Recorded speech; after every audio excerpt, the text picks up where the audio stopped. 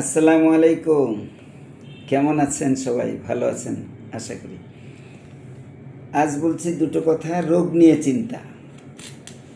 অনেক মানুষ যখন বছরের পর বছর রোগে ভুগতে থাকে তখন তিনি ওষুধ তো খাচ্ছেন, চিকিৎসাও চলছে, কিন্তু রোগ যখন সারে না তিনি রোগ নিয়ে চিন্তা করতে থাকেন, সবসময় চিন্তা করতে থাকেন এই রোগ কি সারবে, কোন ডাক্তারের কাছে গেলে সারবে।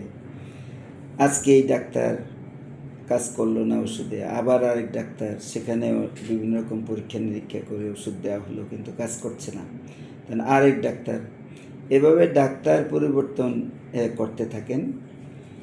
কি রোগ নিয়ে চিন্তাও চলমান থাকে কিন্তু রোগ কিন্তু সারে না। তো রোগ নিয়ে চিন্তা এবং রোগ সারা, বিশ্বাস করেন আর নাই করেন, হোমিওপ্যাথিক চিকিৎসায় এটা চলে যায়। কখনো কখনো রোগটা থেকে যায়, রোগটা হয়তো সম্পূর্ণ সারে না, কিন্তু রোগ নিয়ে চিন্তা করা, এতে আরেক ধরনের রোগের সৃষ্টি করা, স্বাস্থ্যহানি ঘটানো, এই জিনিসগুলো ভালো হয়ে যায়।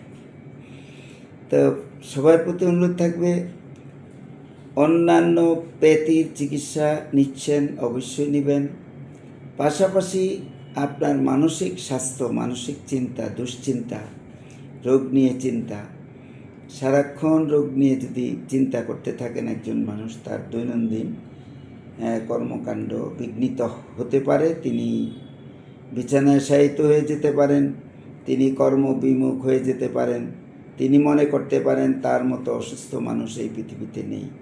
সেজন্য হোমিওপ্যাথিক চিকিৎসা গ্রহণ করার কথা বলছি।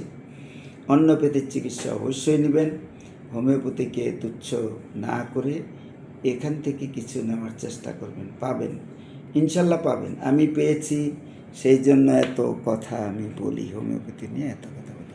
আল্লাহ হাফেজ।